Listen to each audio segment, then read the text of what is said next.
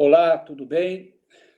Segunda-feira, início de semana, eu estou aqui para conversar com vocês, ao vivo, pelo Facebook, os amigos, as amigas, os nossos seguidores, aqueles que acompanham o nosso mandato, para conversar um pouco sobre a situação que nós estamos vivendo. Na verdade, eu estou aqui na minha casa, no famoso isolamento social, famosíssimo isolamento social, preconizado pelo mundo inteiro, por todas as autoridades de saúde, para que nós possamos evitar a transmissão em massa do coronavírus. Então, a nossa preocupação, né, a nossa maneira de pensar é que ainda, pelo mundo afora, não há uma forma mais efetiva, uma forma mais eficaz de nós contermos a transmissão da doença, de nós evitarmos a transmissão do vírus, que não seja o isolamento social. Isso o mundo inteiro está dizendo. Ontem, a rainha da Inglaterra veio ao vivo, fez a quinta transmissão que ela fez para a nação, desde que ela está há 72 anos no trono da Inglaterra, e ela disse ontem, pediu aos ingleses que ficassem em casa, que ficassem recolhidos nas suas casas, que fizessem o isolamento social. Foi assim com o presidente da Rússia, o Putin, é assim com a primeira-ministra da Alemanha, Angela Merkel, foi assim com os dirigentes da Itália, que no início disseram que não tinha a menor importância ficar em casa, que podia ter vida normal, e que depois viram as consequências disso, a Espanha, a Europa inteira, não é? E também os Estados Unidos, o presidente Trump, que mudou sua posição quando ele viu a doença invadir o seu país, né? Os Estados Unidos hoje é a pior situação. Foi assim que foi feito na China. A China conseguiu conter o surto por causa do isolamento social que eles impuseram lá. O México, o presidente do México começou dizendo que não tinha problema, que podia ir para a rua, vida normal, mas, na verdade, ele voltou atrás, a América Latina inteira. O tom destoante disso tudo tem sido alguns líderes mundiais, pouquíssimos líderes mundiais, entre eles o presidente do Brasil, que tem dito que o isolamento social é uma bobagem, que as pessoas têm que trabalhar, que esse vírus é uma gripezinha, que não vai matar ninguém, se morrer alguns é uma coisa normal. Esse discurso que tem sido feito pelo presidente do nosso país. Eu, da minha parte, sem nenhuma influência política ou ideológica ou partidária, agora é hora de deixar isso tudo de lado. Agora é hora de pensar na vida das pessoas, pensar no bem-estar do nosso povo, da humanidade como um todo. Agora é hora disso.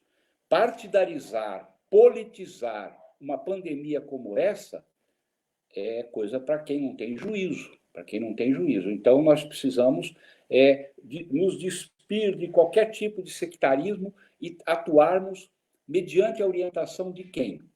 Eu sou médico, não é? Então, eu tenho 45 anos de exercício da medicina.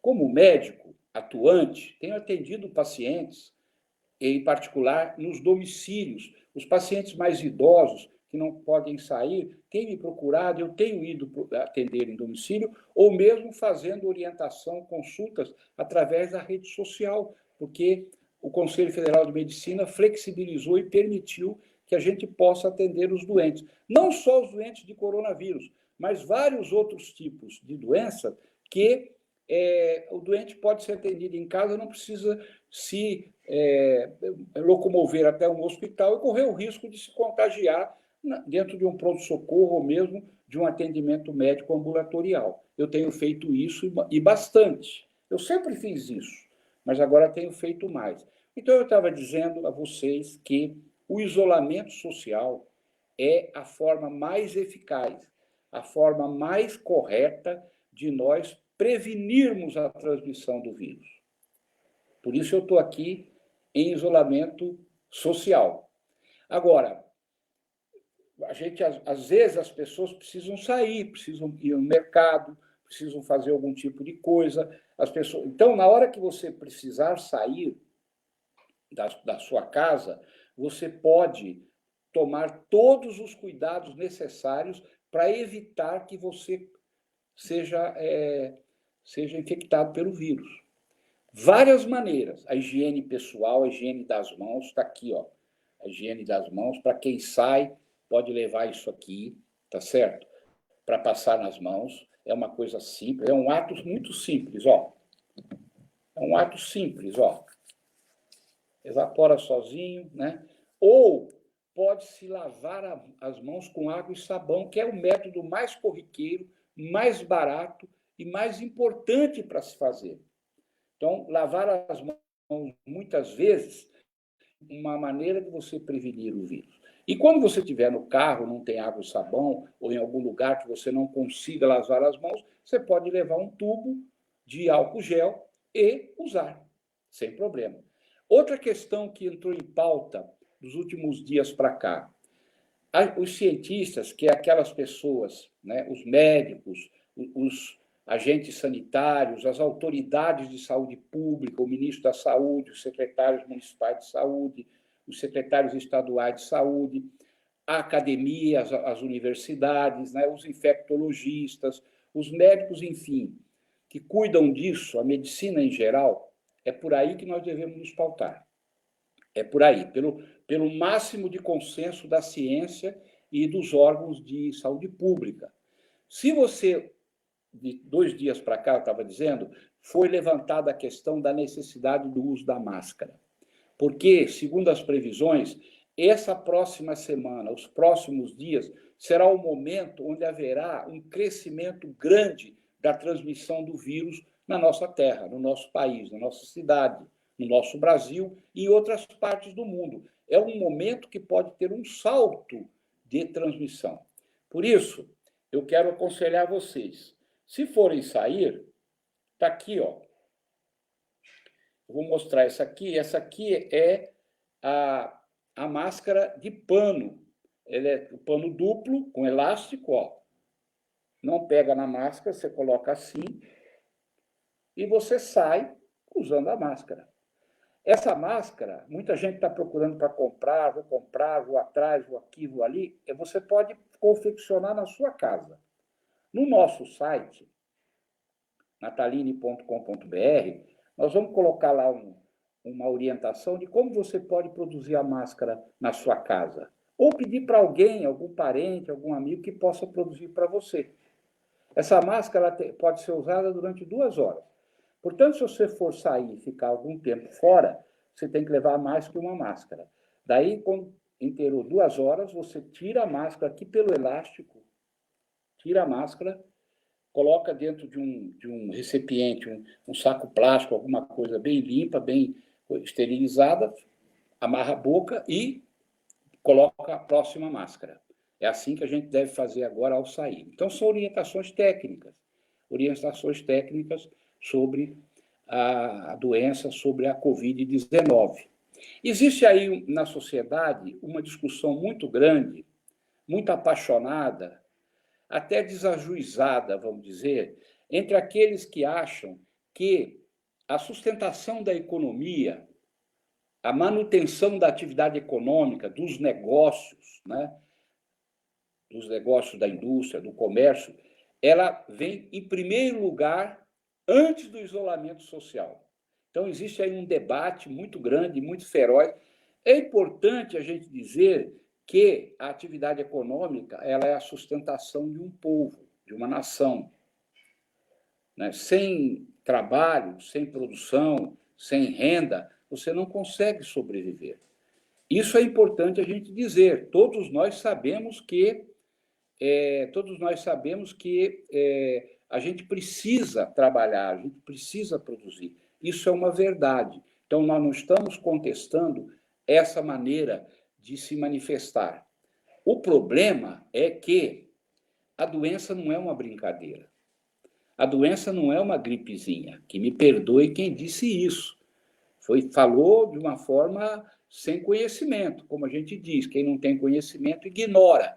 Então, falou por ignorância, que a doença era uma gripezinha. Não é uma gripezinha. Eu mesmo tive amigos, inclusive vários colegas médicos, não foi um nem dois, e o pessoal da saúde, profissionais da saúde, que estão na linha de frente do processo, que perderam a vida infectados pelo coronavírus.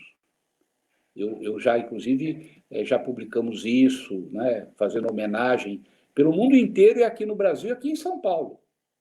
Gente de um valor profissional enorme. E alguns outros estiveram muito graves em UTIs, alguns professores, professoras de medicina extremamente conhecidos no mundo inteiro, paulistanos, brasileiros também estiveram. Agora, alguns já estão saindo, né? Saindo, já foram desentubados, já estão alguns saindo da UTI, mas outros não tiveram essa sorte. Então, o que acontece? Não é uma gripezinha, é uma doença séria, em particular para quem tem mais de 60 anos, mas não só, teve gente mais jovem que também já morreu, e também para aqueles que têm comorbidades, diabetes, hipertensão, aqueles que têm imunidade baixa, aqueles que tomam quimioterápicos, que têm algum tipo de tratamento oncológico, ou outros tipos de afecções. Por isso, é importante a gente dizer, nós não queremos destruir a economia do Brasil de forma nenhuma, pelo contrário, nós queremos proteger a produção brasileira e a economia. Para isso, nós vamos ter que fazer um sacrifício enorme, enorme, para dar um break, dar uma parada. A onda do coronavírus, né, a onda de infecção, de transmissão do coronavírus, ela vai e vai subir, e vai descer, e vai passar. Quanto mais nós ficarmos em isolamento social, essa onda vai ser menor. Aqui é diferente do surf. O surf, quanto maior a onda, mais vitorioso é o processo. Aqui é o contrário. Quanto mais chapada for a onda da transmissão do vírus, mais vidas serão salvas e mais proteção à economia. Mais proteção à economia. Por quê? Porque nessa pandemia, se nós tivermos uma curva muito alta, o que vai acontecer? Vai explodir o sistema de saúde. Nós não temos respiradores suficientes. Nós não temos leitos de UTI suficientes. Nós não temos profissionais treinados suficientemente para atender dentro da UTI. Não pode ser um profissional qualquer. O profissional qualquer vai fazer a sua parte. Ele pode, inclusive, ser treinado. Profissional qualquer que eu digo é de outra especialidade, é de outra natureza dentro da saúde. Mas se o caso é gravíssimo e vai o doente para a UTI entubado com respirador, aí tem que ser um profissional médico, uma enfermeira, fisioterapeuta, um psicólogo, um agente administrativo que deverão estar treinados para fazer isso. Por isso que nós estamos falando que nós temos que aguentar o tranco na economia, vai ter sofrimento, já está tendo sofrimento. Eu sei, porque eu conheço São Paulo, conheço a periferia, atendo como médico voluntário numa região, lá depois da Penha, o Cangaíba, há 45 anos, e eu sei da situação das comunidades mais pobres. Por isso, amigos e amigas, eu quero dizer a vocês que com todo esse sofrimento que nós estamos tendo, está faltando comida na mesa de alguns, na mesa de muitos, das pessoas mais pobres, está faltando comida. Está faltando gêneros de primeira necessidade, material de limpeza, né? As pessoas estão muito desesperadas porque o dinheiro não está vindo, porque as pessoas estão paradas em casa, a economia decaiu. Nós estamos preocupados com isso, sim. Nós temos responsabilidade, né? Agora, se você botar todo mundo para trabalhar e aglomerar todo mundo de novo nas ruas, no metrô, nos ônibus, em todo canto, dentro das empresas, o que vai acontecer? Vai acontecer que nós teremos uma curva de transmissão muito alta. E na curva de transmissão muito alta, com muita gente doente, você vai ter uma parte dessas pessoas casos graves. Casos que vão precisar de tratamento hospitalar e vão precisar de UTI. Vou pedir aqui para a minha produção para arrumar um pouquinho d'água para mim, por favor. Veja só. Vou repetir. É preciso ficar no isolamento social. O governo federal está demorando muito, muito. Está esperando, está demorando, cada dia põe uma dificuldade aqui, uma dificuldade ali, para fazer a injeção de dinheiro na economia do país. Vários governos do mundo já estão fazendo isso. Estão injetando dinheiro público. Estão tomando medidas econômicas fortes para injetar dinheiro público na economia. Para quê? Para que a economia não fique... Muito obrigado. Para que a economia não fique de uma maneira absolutamente paralisada. Vai haver uma queda na economia, mas as pessoas tendo aquele dinheiro que o governo vai injetar, as pessoas podem comprar seus gêneros alimentícios, as pessoas podem comprar seu material de limpeza, as pessoas podem ter uma vida minimamente possível. Tá certo? Porque a fome, quando a fome bate para valer, o desespero é muito grande, as pessoas saem para buscar comida.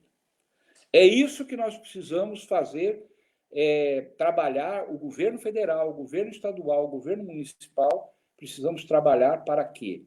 Para que a gente tenha o menor impacto na vida das pessoas com essa diminuição da economia. E também, junto com isso,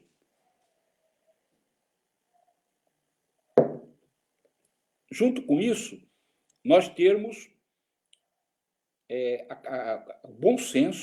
o bom senso, né? A inteligência, a sabedoria de seguir as orientações dos órgãos de saúde pública, dos profissionais de saúde pública. Seguir a orientação desse pessoal que sabe o que fala, porque trabalha com essas coisas há muitos e muitos anos. Pesquisam, são professores desses assuntos de pandemia, de epidemia, de virologia, de imunologia, de infectologia. Essa gente sabe o que fala. E nós temos que seguir o que eles dizem para que a gente tenha o menor impacto possível. Então, meus amigos e minhas amigas, não se trata de colocar a saúde versus a economia. O caminho não é esse, como muita gente está fazendo. Sai para a rua, larga esse negócio para lá. Esse ministro é um louco, essa equipe do ministério é doida, a Organização Mundial de Saúde é um bando de comunista. Eu já ouvi falar isso. A Organização Mundial de Saúde é um órgão da ONU de altíssima responsabilidade, de altíssima credibilidade. Atuou em várias doenças, em várias epidemias no mundo, como o ebola, como o H1N1 e tantas outras, malária, a febre amarela e tantas outras, e teve sempre uma conduta muito parcimoniosa, de muito bom senso. Se eles estão dizendo para a gente que a primeira arma contra o vírus é ficar em casa, nós temos que seguir, junto com todos os cientistas e pesquisadores que estão dizendo isso. E se for sair, olha só, é hora disso aqui, ó. Não achou para comprar? Faz você mesmo, com pano duplo, certo? Faz você mesmo, o jeito de colocar é esse. Não tenha vergonha de sair com isso. 2 horas depois que você sair, você tira por aqui, pelo elástico, tira por aqui, coloca num saco, fecha o saco e coloca outra. Você tem que ter umas 3 ou 4 para você usar durante o dia. Dentro de casa, se houver pessoas com sintomas parecidos, aí a pessoa usa a máscara e os familiares, se puderem, usam também. Se não houver ninguém com sintomas, como é o caso aqui da minha casa, nós temos aqui uma pessoa maravilhosa que a gente convive aqui, que é minha sogra, que tem 95 anos. E ela está bem cuidada, no isolamento devido, mas aqui ninguém está com sintomas. A gente toma cuidado quando chega as coisas de compra aqui, a gente tem um processo aqui de desinfecção, de compra, e também a gente toma todos os cuidados. Quem sai na rua tira o sapato, não entra, bota o sapato no local, a roupa também é colocada em outro local, a gente desinfeta o carro, as maçanetas do carro, as coisas do portão. Quer dizer, enfim, a gente procura fazer da melhor forma possível. Eu queria pedir para você que está nos assistindo, que você possa compartilhar esse vídeo com os amigos, com os nossos conhecidos, né? Compartilhe essa conversa, que é uma conversa que nós estamos fazendo de amigos, né? Mas, evidentemente, uma conversa mais técnica possível, com as orientações de bom senso, sem paixões, né? Estamos com medo? Todo mundo tem um pouco de medo, sim. Isso é normal da vida humana, da espécie humana. Mas nós não vamos nos desesperar. A doença é uma doença severa? É uma doença severa. O vírus é desconhecido? É um vírus desconhecido. Tem o tratamento para aquele que tem vacina? Não tem vacina. Não tem vacina. Estão pesquisando, Israel está na frente, o Brasil está pesquisando, mas vai demorar, outros países estão pesquisando. Não sei quem vai chegar primeiro com a vacina, mas não tem vacina. E depois, tratamento.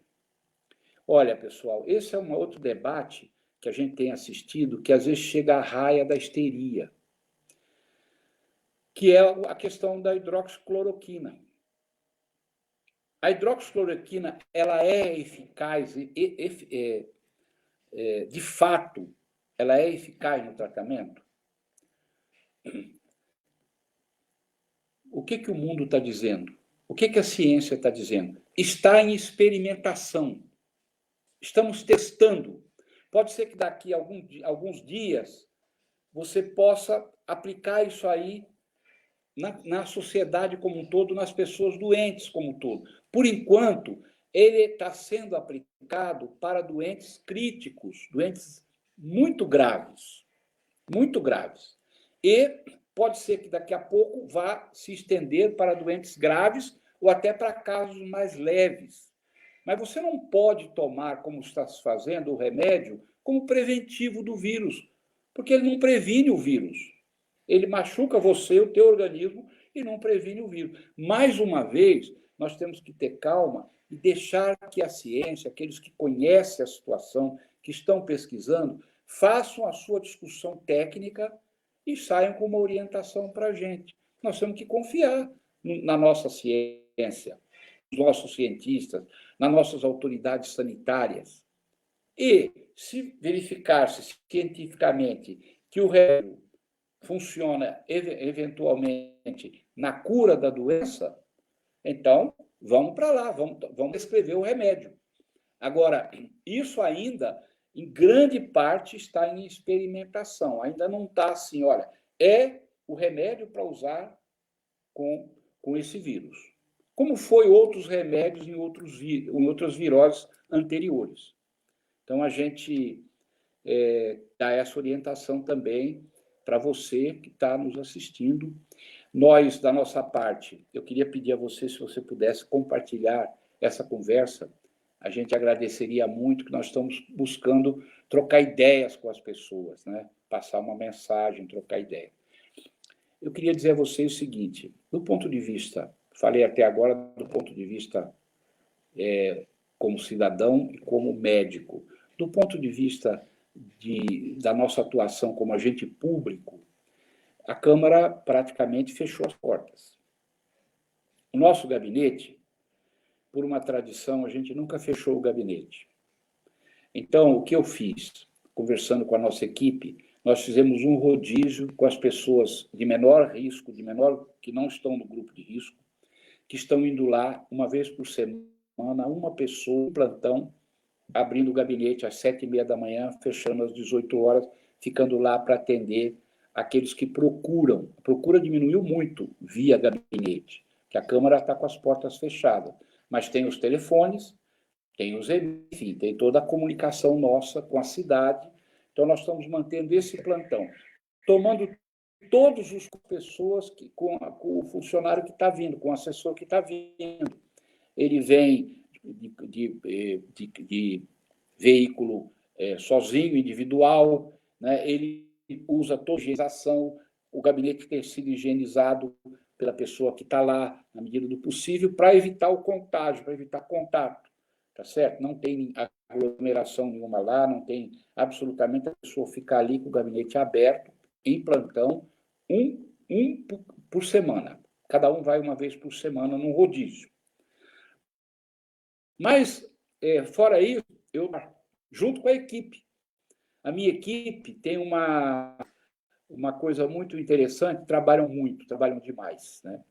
O chefe trabalha muito e eles, por extensão, trabalham muito também. É um pessoal competente, atencioso, extremamente digno, decente. A gente tem que agradecer a equipe naquilo que a equipe tem de ao trabalhador. Então, nós não rompemos o nosso relacionamento com a cidade. Como que nós estamos fazendo isso? Pelas redes sociais. Estou aqui conversando com vocês pelas redes sociais. Mas o que acontece? O trabalho não diminuiu. O nosso WhatsApp, 5 dias teve 2.000 mensagens. Essas mensagens são desde cobranças, críticas, elogios, a maioria das mensagens de ruas, de bairros, de pedaços da cidade, gente pedindo para problema A, problema B, problema C, ninguém fica sem retorno, sem resposta. Nós encaminhamos a prefeitura, sabemos que a prefeitura está trabalhando com muita dificuldade, porque muitos funcionários foram afastados do trabalho por serem de grupo de risco, e, de certa maneira, a atividade da prefeitura, a força motriz da prefeitura, se volta para a prevenção do coronavírus. Nós sabemos disso e você também sabe disso. Aliás, eu queria aqui, não pertenço à base do prefeito, não sou apoiador do prefeito, sou um vereador independente, quando acerta eu falo que acertou, quando erra eu critico o erro. Mesma coisa com o governo do Estado. Eu quero fazer aqui um parênteses dizendo que o trabalho da prefeitura e do governo do Estado, na medida do que foi possível, vem sendo feito a contento. É importante a gente, porque se também não reconhece aquilo que está sendo feito de positivo. Isso não significa que eu estou dizendo que eu agora sou apoiador do prefeito incondicional ou do governador, não é disso que se trata. Mas a gente tem que ter uma posição equilibrada e uma posição muito real. Está acontecendo que São Paulo, tanto o Estado quanto a cidade de São Paulo, tomaram uma série de providências. Por exemplo, na Câmara, eu fui o vereador que fiz um ofício à mesa da Câmara, ao presidente da Câmara, pedindo para instituir o Comitê Civil contra o coronavírus. Eles deram autorização, nós organizamos o comitê está funcionando, a gente preparou um banner e as entidades da sociedade civil de São Paulo vão aderindo ao comitê, vão entrando junto, já temos quase 200 participantes, entidades de grande porte, de médio porte, e entidades menores de bairros, mas são quase 200. Toda semana entra muita gente, põe o logo o logo da entidade no nosso folder e usam aquele folder para fazer a educação lá com os seus afiliados, com os seus sócios, com as pessoas onde eles têm acesso. Isso dá uma capilaridade da informação e, além da capilaridade, da credibilidade. Porque, por exemplo, se uma Fiesp que entrou, uma associação comercial, não é? Uma federação israelita, uma Arquidiocese de São Paulo, uma UGT dos sindicatos que entrou, enfim, uma OAB que entrou, são entidades de grande porte que têm credibilidade junto às suas bases representadas. E aí, quando o folder chega, o folder comum do Comitê Civil contra o coronavírus, instituído pela Câmara, mas com quase 200 parceiros. Foi uma iniciativa nossa que está dando certo. Nós estamos em comunicação direta com essa, todo dia atualizando, todo dia mandando coisas. Está dando certo. A exemplo de que deu certo quando teve a epidemia da dengue, que nós criamos também, por nossa iniciativa, o Comitê Civil contra a Dengue. A Câmara votou também uma lei que flexibilitou ações de prevenção e combate ao coronavírus. Eu votei a favor da lei. A lei foi uma iniciativa do Executivo, uma iniciativa positiva, boa. Nós votamos online, a lei foi aprovada, com grande maioria dos vereadores, mas no processo de votação houve um problema que eu fiquei muito chateado e discordei, porque houve a tal emenda 55, que partiu de um vereador da Câmara Municipal, e que essa emenda 55 aproveitou o bojo do projeto de combate ao coronavírus para colocar, na minha opinião, o enfraquecimento da Controladoria Geral do município. Tirou o poder da Controladoria. Isso foi muito... porque foi um janti, uma coisa fora de época, fora de momento, foi colocada no projeto do coronavírus. Fiquei muito chateado com aquilo, votei contra essa emenda. E falei porque votei contra. Foi divulgado nos órgãos de imprensa. Bom, então, quanto ao coronavírus, era o que eu queria, em princípio, falar com você, trocar uma ideia, para que você compartilhe essa conversa nossa. Eu gostaria agora de você também que nós não estamos só tratando especificamente da questão do coronavírus. Vamos dizer assim, 70% do nosso tempo e do nosso trabalho está sendo em torno disso. Vou dar um exemplo muito prático. Tendo em vista nesse terrível das pessoas para comer, para ter mais de higiene, para sustentar nessa crise de saúde pública e também essa crise econômica que o vírus trouxe para nós, o nosso voluntariado médico no bairro do Cangaíba, a Associação Popular de Saúde, que é a entidade presidida pelo Dr. Henrique Francé, é quase um sacerdote da medicina, esse médico maravilhoso da Zona Leste. Quem não conhecer, deve conhecer o Dr. Francé para ver o que é uma vida dedicada ao ser humano. Ele é o presidente da associação, ele tomou a iniciativa e a associação está arrecadando doações, pode ser doações em dinheiro ou pode ser doações em comida ou material de limpeza, material de higiene. A associação está arrecadando e está distribuindo sem aglomeração, não é aquilo que a gente vê nas redes sociais, aquela multidão de pessoas para pegar uma cesta básica. Não, eles fizeram um levantamento no Cangaíba e toda aquela região, parte da região leste ali, depois da Penha, Emelino Matarazzo, aquela região toda, e eles estão entregando essa cesta para as pessoas que precisam no domicílio. Ninguém aglomera na porta da associação. Então, se você quiser ajudar, quiser doar, né, para a Associação Popular de Saúde, que é a mantenedora do voluntariado médico da Igreja Bom Jesus do Cangaíba, 5 anos que existe o voluntariado, o WhatsApp é 97247-2154. Olha a cabeça que como está boa. 97247-2154. 97247-2154. É o WhatsApp para você que quiser, que puder, qualquer doação é bem-vinda. Já foram cerca de famílias que receberam essa comida, é comida para em torno de 3 semanas, né? E nós estamos ganhando outras doações de pessoas que nem querem dizer que doaram e vão ser distribuídas. Então, é o trabalho que está sendo feito lá, um trabalho de solidariedade humana muito importante. Eu queria dizer a vocês agora, para a gente ir trabalhando para a finalização, que não é só com o coronavírus que o nosso mandato está trabalhando. Está aí para sair do forno, praticamente pronto para ser apresentado para a sociedade, a segunda edição do nosso dossiê sobre o desmatamento dos remanescentes da Mata Atlântica, cidade de São Paulo. Todos que nos conhecem, que acompanham o nosso trabalho, viram que nós lançamos o primeiro dossiê, com 90 áreas devastadas, em particular nos mananciais de água da cidade de São Paulo, das represas Biri e Guarapiranga, e agora vai sair o segundo dossiê. Está praticamente pronto, estamos fazendo as revisões e vamos lançar. E a tristeza dobrou, a indignação dobrou, a agonia dobrou. Por quê? Porque nesse período, entre o primeiro dossiê e o segundo dossiê, tudo dobrou.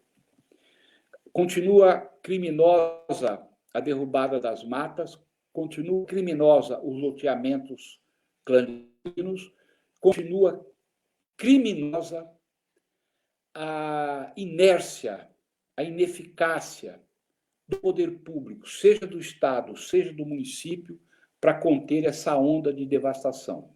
O que está aí no chão são milhões de árvores e, junto com essas árvores, está indo também de embrulho as nascentes de água que abastecem a represa de Guarapiranga e a represa Biri. Para vocês terem uma ideia, a represa de Guarapiranga abastece 5 milhões de pessoas com o sul de São Paulo. Imagine o estrago que esse desmatamento vai fazer no fornecimento de água para a nossa cidade daqui a alguns anos, com a ação dessas nascentes. Eu quero saber aonde que o governador e o prefeito vão buscar água para abastecer 5 milhões de seres humanos que moram em toda o sul de São Paulo. É uma coisa triste, pouco vai ter acesso ao nosso dossiê. E, por fim, eu queria dizer que também nós estamos encaminhando projetos de lei, a Câmara não está tendo sessão de plenário, não é? Mas a gente está acompanhando os projetos de lei que nós temos, projeto de proteção às abelhas, projeto da logística reversa do lixo, projeto do programa de atenção às pessoas com Alzheimer na cidade de São Paulo. São quase 130 projetos de lei que estão tramitando na Câmara de minha autoria para serem aprovados. Alguns com grande impacto, criação de parques. Tivemos a infelicidade, a tristeza do prefeito de São Paulo vetar o projeto da criação do Parque do Bexiga, mas eu tenho mais pelo menos 7, 8 projetos de criação do Parque de São Paulo, e não desistindo do Parque do Bexiga. Nós vamos voltar à carga e vamos trabalhar para derrubar o veto do prefeito. Vamos trabalhar para isso. Mas tem outros projetos de parque, como o Parque do Paiol, como aquele parque lá ao lado da aldeia indígena Guarani, enfim, Parque da Moca, são vários parques, Parque da Penha, são várias propostas de parque que nós estamos fazendo também com projetos de lei. Então, nós estamos trabalhando, estamos online, tá certo? Estamos trabalhando a equipe, de vez em quando a gente conversa com todos, bate um papo, orienta, respondendo todas as demandas que nos vêm. As demandas médicas aumentaram muito, a gente tem orientado muita gente. Eu não abdico da minha postura, da minha posição, da minha profissão de médico, continuo atendendo, continuo trabalhando. Grande parte dos nossos atendimentos são atendimentos voluntários, que a gente faz, não é da agora. Não é uma questão de política, de mandato. Faz quase 50 anos que a gente faz isso. Então, nós só estamos continuando. E muita gente está me perguntando, vereador Natalini, fiquei sabendo que o senhor doou o seu salário para comprar comida para os necessitados do coronavírus.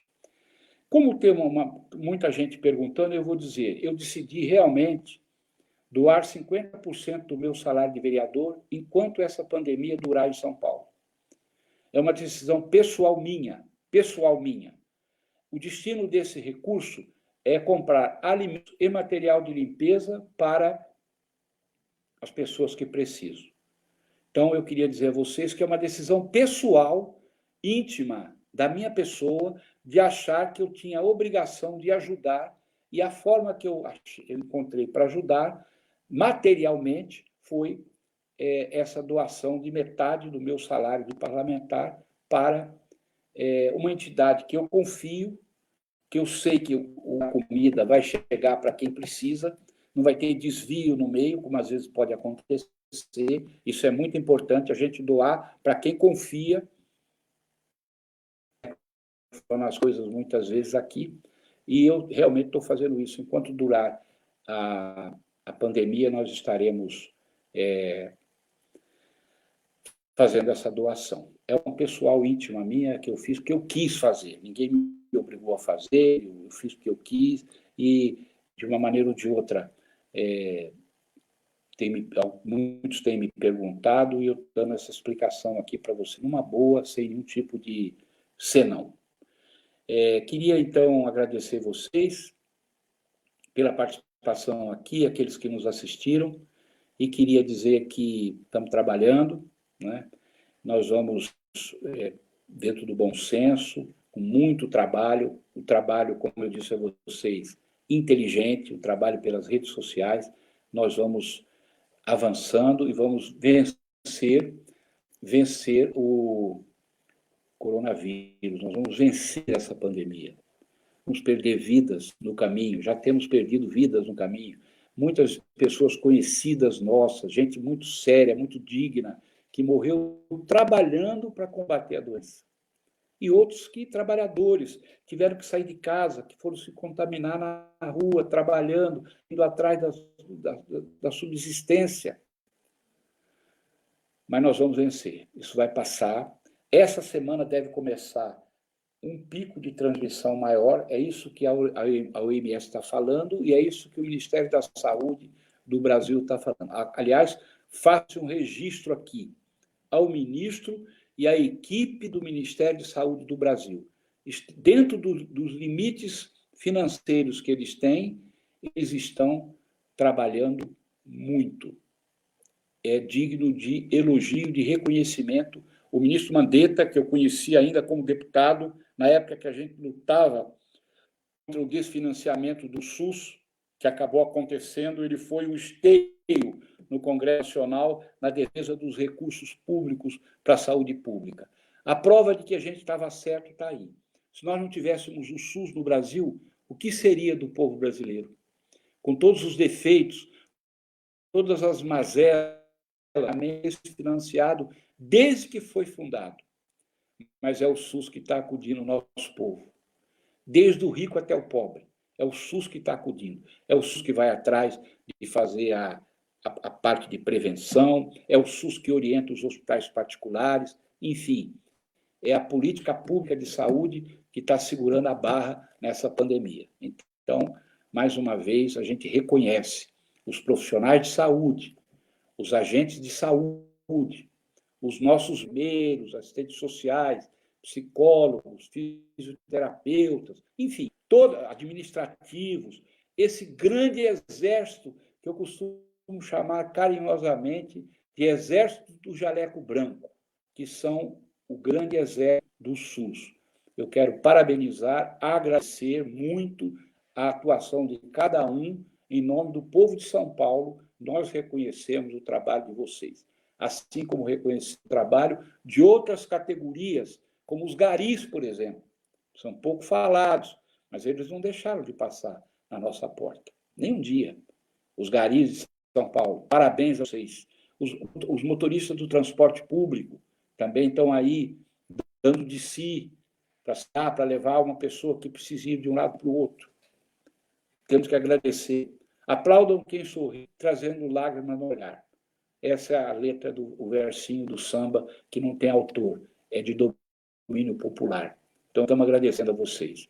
E, mais uma vez, peço que vocês compartilhem essa nossa transmissão, para quem vocês puderem. Nós vamos, ocasionalmente, de vez em quando, aqui, vir para conversar com vocês ao vivo, como estou fazendo agora.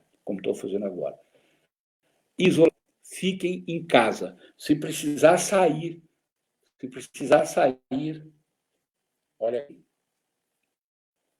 Não precisa desesperar para comprar. Se precisar sair, vocês saiam de máscara. Se precisar ir para a rua.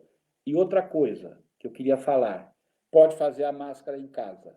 Nós vamos colocar no site a maneira técnica, mas tem muita gente ensinando a fazer máscara. Um bom dia a vocês, muito obrigado. Compartilhe a nossa conversa, tá? Firmes, juntos, com bom senso, obedecendo à ciência e à saúde pública, nós vamos vencer esse vírus. O vírus não é mais forte que nós. Um abraço.